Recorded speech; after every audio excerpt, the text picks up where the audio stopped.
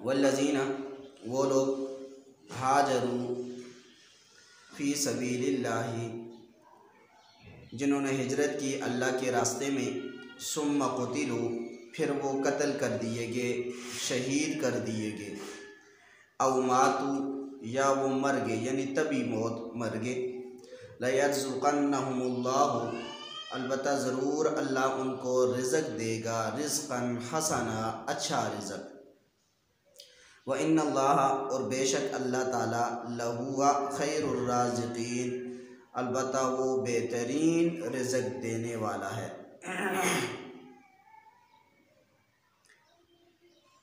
देखें इस आयत के अंदर अल्लाह ताला के रास्ते में हिजरत करने को बयान किया गया है।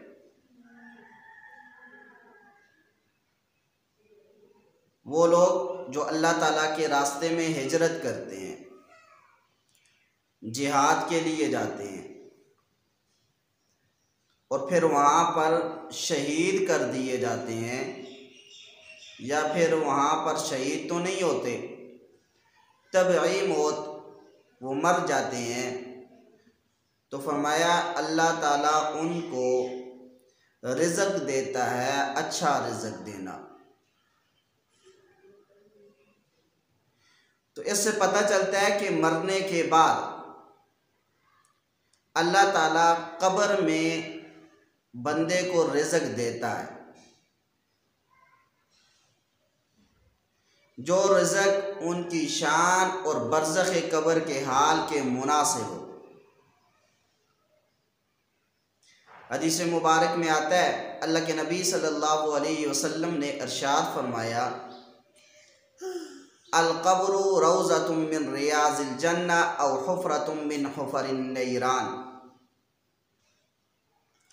कब्र या तो जन्नत के बागों में से एक बाग है या जहन्नम के गढ़ों में से एक गढ़ा है। ये जन्नत का बाग होगा या जहन्नम का गढ़ा होगा, ये इंसान ने खुद बनाना है और दुनिया में बनाना है। दुनिया में इंसान या तो कब्र को जन्नत का बाग बना देगा और या फिर इंसान दुनिया में कब्र को जहन्नम का गढ़ा बनाएगा अपने लिए। और ये कैसे बनेगा? अगर अल्लाह ताला के अहकाम के मुताबिक और नबी अलैहिस्सलातु वस्सलाम की सुन्नत के मुताबिक ज़िंदगी गुजारी तो इसने गोया के अपनी कब्र को ये जन्नत का बाग बना दिया है। और जिसने अल्लाह ताला के अहकाम की भी मुखालफत की, नबी अलैहिस्सलातु वस्सलाम की सुन्नतों की भी मुखालफत की, नबी अलैहिस्सलातु वस्सलाम के फरमान की भी मुखालफत की, तो गोया के ऐसे शख्स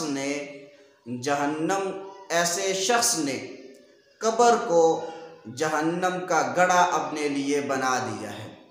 तो इस वजह से हमें दुनिया के अंदर अल्लाह ताला के हुक्म के मुताबिक ज़िंदगी गुजारनी चाहिए, नबी अलैहिस्सलातु वस्सलाम के फरमान के मुताबिक ज़िंदगी गुजारनी चाहिए, ताकि हम अपनी आखिरत की पहली जो मंजिल है जिसे कब्र कहते हैं उसको जन्नत का बाग बना दें।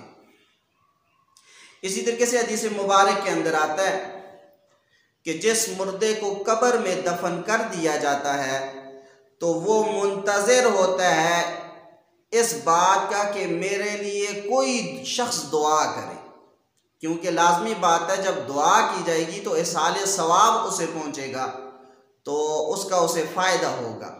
तो इस वजह से ये मुंतज़िर होता है कि मेरे लिए कोई ना कोई जो है वो दुआ जो है वो ज़रूर करे। तो इसके अंदर इसका तज़किरा है।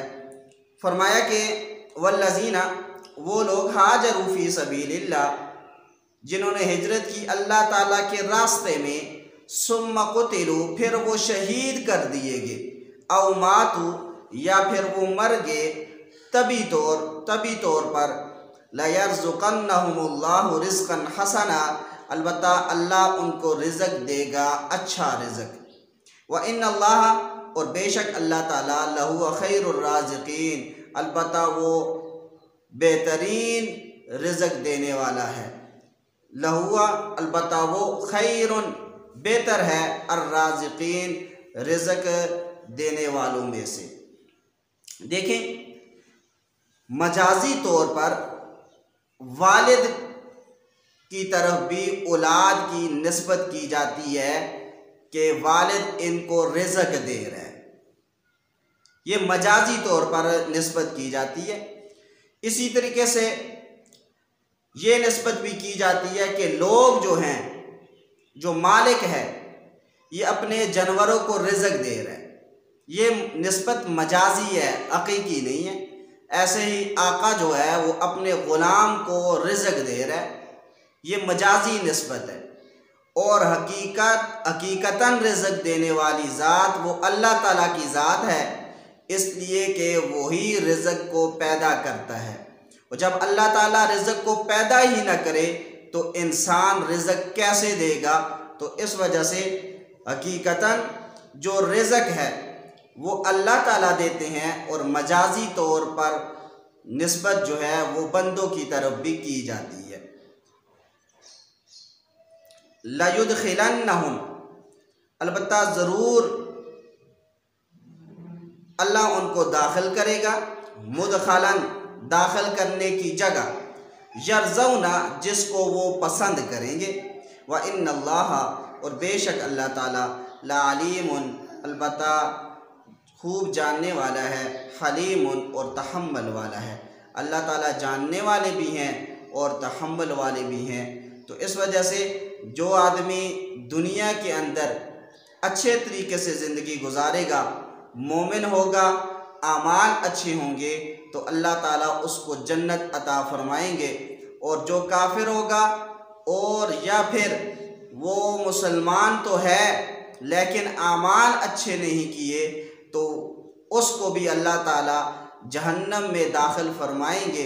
अगर चाहेंगे तो जन्नत में दाखिल कर देंगे और अगर चाहेंगे तो जहन्नम में दाखिल करेंगे, और फिर वो उनकी सज़ा भुगतेगा। फिर एक वक़्त आएगा, चूँकि इसने कलमा तो पढ़ा था, इस वजह से इसको जहन्नम से निकाल दिया जाएगा।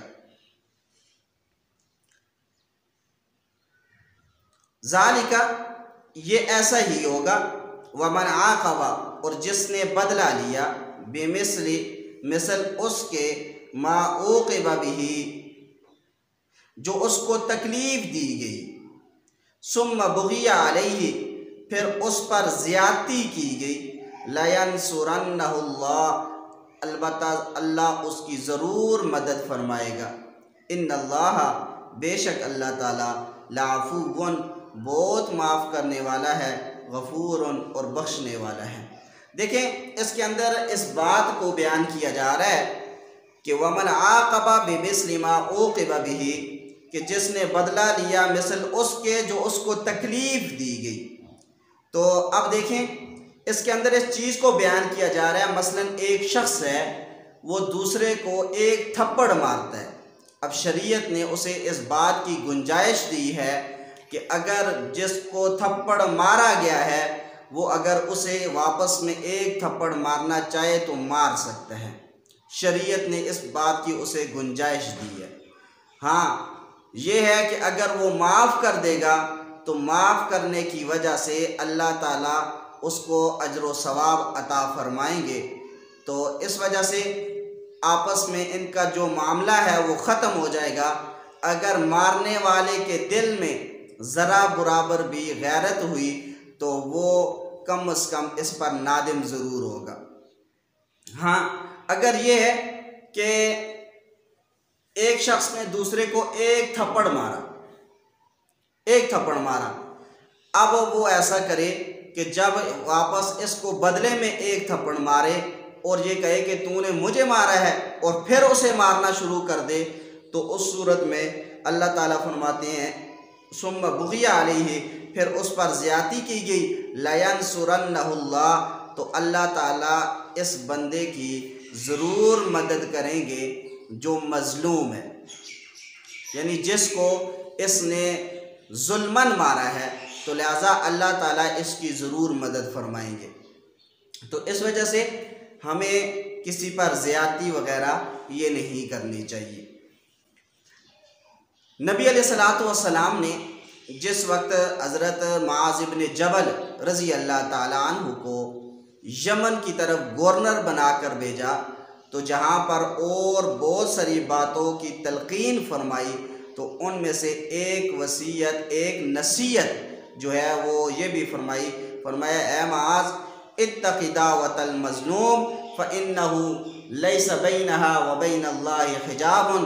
ए मुआज़ इब्न जबल, मज़लूम की बद्दुआ से बचना। क्यों? मज़लूम की बद्दुआ ऐसी है कि अल्लाह के दरमियान और उसके दरमियान, इसके दरमियान कोई पर्दा नहीं है, तो लिहाजा इसकी बद्दुआ जो है वो जल्दी कबूल होती है। तो लिहाजा इस वजह से मज़लूम की दुआ से बचना।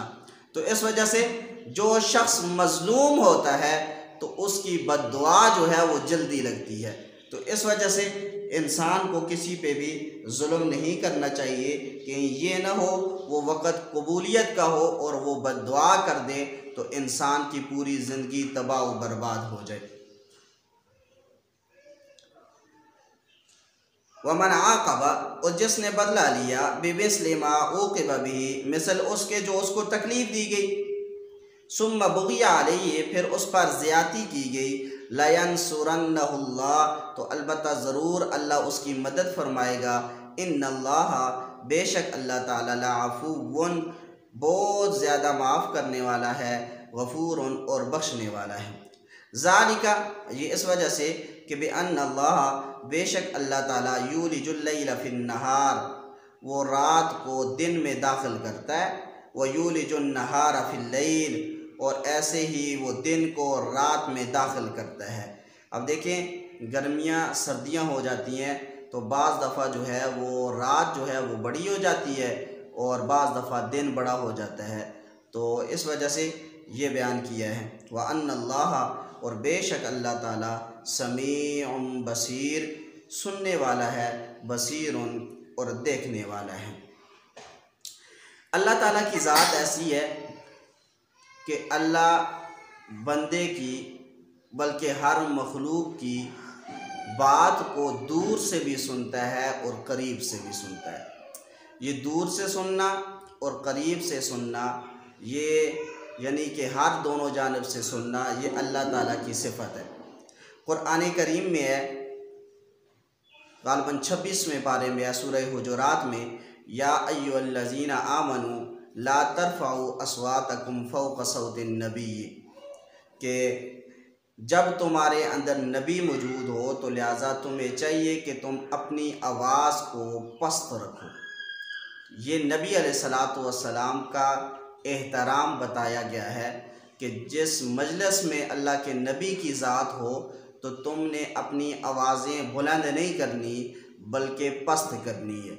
सही बुखारी के अंदर रिवायत मौजूद है, हज़रत उमर रज़ी अल्लाह ताला अन्हु नबी अलैहिस्सलातु वस्सलाम से इतना आहिस्ता बात करते कि अल्लाह के नबी सल्लल्लाहु अलैहि वसल्लम फरमाते कि है उमर, मुझे आपकी बात नहीं सुनाई दी, यानी आपकी बात मुझे समझ नहीं आई। तो अब ख़ुद अंदाज़ा लगा लें कि कितना आहिस्ता बात करते थे, मजलिस का एहतराम करते हुए, अल्लाह के नबी सल्लल्लाहु अलैहि वसल्लम का एहतराम करते हुए। तो इस वजह से सिर्फ दूर व करीब से सुनना ये अल्लाह ताला की सिफत है, बाकी किसी बंदे की नहीं है।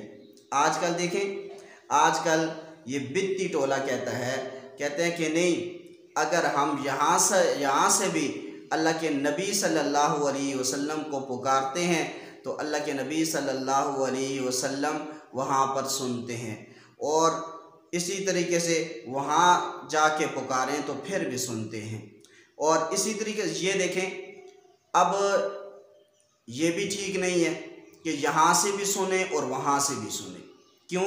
अभी मैंने बात बयान की है, दूरो करीब से सुनना ये अल्लाह ताला की सिफत है। अब दूसरे एक फ़िरका है, वो ये बात कहता है कि नहीं, ना अल्लाह के नबी सल्लल्लाहु अलैहि वसल्लम दूर से सुनते हैं, और ना अल्लाह के नबी सल्लल्लाहु अलैहि वसल्लम के रोज़े पर जाकर कोई पुकारे तो अल्लाह के नबी सुनते हैं। ये भी गलत है। पहला भी गलत है जो कहता है कि सुनते ही नहीं है, ना दूर से ना करीब से, ये भी गलत। और एक दूसरा है जो कहता है ना यहाँ से भी सुनते हैं और करीब से भी सुनते हैं, तो अब ये भी गलत है। सिरात मुस्तकीम क्या है? सिरात मुस्तकीम ये है, अगर हम यहाँ से अल्लाह के नबी सल्लल्लाहु अलैहि वसल्लम को पुकारें तो अल्लाह के नबी नहीं सुनते। अगर हम यहाँ से दुरूद पढ़ें तो फरिश्ते पहुँचाते हैं।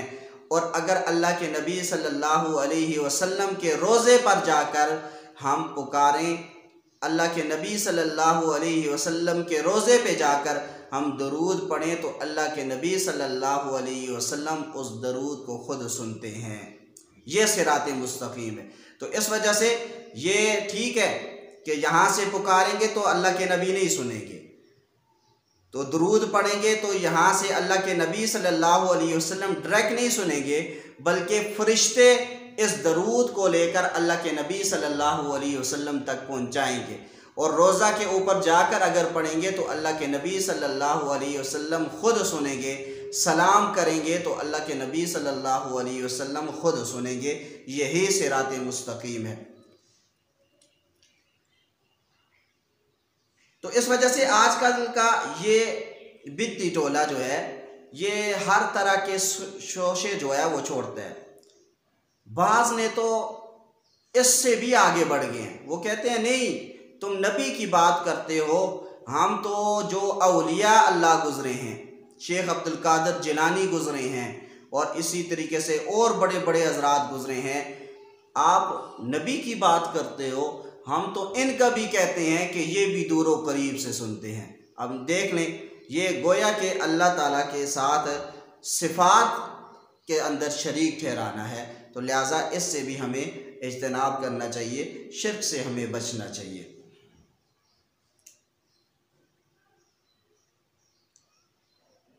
व अन्नल्लाह, और बेशक अल्लाह ताला समीउन सुनने वाला है, बसीरुन देखने वाला है। ज़ालिका, ये इस वजह से कि बेअन्नल्लाह, बेशक अल्लाह ताला हुवल हक़, वही बरहक ज़ात है।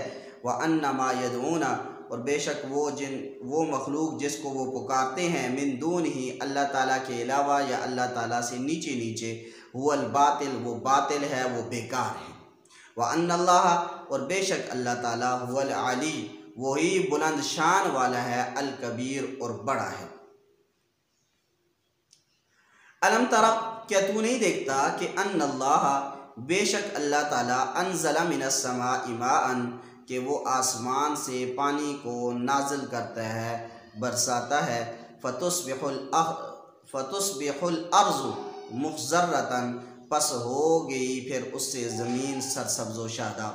यानी आसमान से पानी उतरता है, फिर उसके बाद ज़मीन पे जब पड़ता है तो ज़मीन जो है वो अपने अंदर से जो है वो सरसब्ज़ व शादाब चीज़ें निकालती हैं, सब्ज़ियाँ उगाती है, फल और इसी तरीके से और दीगर चीज़ें जो है वो ज़मीन फिर उगाती है। इन्नल्लाह, बेशक अल्लाह ताला, लतीफ़ुन, बरीक भी है, ख़बीरुन, ख़बर रखने वाला है। यहाँ पर ये बात भी समझ लें, देखें, ये जो बारिशें हैं कि बारिशें बाज़ दफ़ा नहीं होती और बाज़ दफ़ा बहुत ज़्यादा होती हैं, इसमें भी हमारे आमाल को दखल है, महंगाई को दखल है, सनत की तबाही को इसमें दखल है, बदअमनी के साथ भी इसको दखल है। हम जितनी बदअमनी पैदा करेंगे, जितने हम अल्लाह ताला के हुक्मों की मुखालफत करेंगे, अल्लाह के नबी सल्लल्लाहु अलैहि वसल्लम के फरमान की मुखालफत करेंगे, तो लाजमी बात है ये अज़ाब फिर अल्लाह ताला की जानिब से हम पर नाजिल होंगे कि जब बारिशों की ज़रूरत होगी तो बारिशें नहीं होंगी, और जब नहीं ज़रूरत होगी इस कदर बारिशें होंगी कि इंसान तंग हो जाएंगे। तो इस वजह से हमारे आमाल को इसमें दखल है। हदीस में आता है कि जब हज़रत ईसा अलैहिस्सलातु वस्सलाम नाजिल होंगे तो दीन को नाफिज करेंगे। दीन की बरक़ात से एक अनार इतना बड़ा होगा कि उसके आधे खोल के नीचे 10 आदमी बैठ सकेंगे। अब ये क्यों होगा? इस वजह से कि दीन की बरकत होगी, आमाल ठीक होंगे। तो ऐसे ही एक बकरी का दूध वो कई ख़ानदानों की वो किफ़ालत करेगा। तो इस वजह से आप ख़ुद अंदाज़ा लगा लें, ये दीन की बरकत होगी। बल्कि सुनन नबी दाऊद के अंदर हमने इमदादिया के अंदर अपने उस्ताद मोहतरम से एक बात पढ़ी थी। फरमाते हैं कि इससे पहले एक ऐसा वक़्त था कि जब एक संतरा उसको यूँ समझ लें कि किसी जानवर पे लाद के लाना होता तो दरमियान से काटते थे, काट के एक हिस्सा उसकी एक जानब पे रखते थे और दूसरा दूसरी जानब पे, फिर उसको लाया जाता था। आप ख़ुद अंदाज़ा लगा लीजिए कि ये इतनी बरकत थी। और आज देखें, हम एक हाथ के अंदर 5, 7, 8 उठा के ले आते हैं। आज तो है ही कोई भी नहीं। और ये हमारे आमाल का इसमें दखल है। जब हमारे आमाल ठीक होंगे तो अल्लाह ताला की जानिब से फिर बरकतें और रहमतें भी नाजिल होंगी। तो इस वजह से हमें अल्लाह ताला से तौबा करनी चाहिए। रमज़ानुल मुबारक का महीना भी है, तो इस वजह से इस रमज़ानुल मुबारक के महीने में हमें अल्लाह ताला से तौबा ज़रूर करनी चाहिए। अलम तरा, क्या तू नहीं देखता कि अन्नल्लाह, बेशक अल्लाह ताला, अनज़ला, नाजिल करता है, मिनस समाई, आसमान से, माअन, पानी को, फतुस्बिहुल अर्ज़ु, पस फिर वो कर देता है ज़मीन को, मुख़ज़र्रा, सरसब्ज़ व शादाब। इन्नल्लाह, बेशक अल्लाह ताला, लतीफ़ुन, बरीक भी है, ख़बीरुन, और ख़बर रखने वाला है। लहू, उसी के लिए है, मा फ़िस समावाति, जो कुछ आसमानों में है, व मा फ़िल अर्ज़ि, और जो कुछ ज़मीन में है। व इन्नल्लाह, और बेशक अल्लाह ताला, लहुवल गनिय्यु, वही बेपरवाह ज़ात है, अल हमीद, और खूबियों वाली है।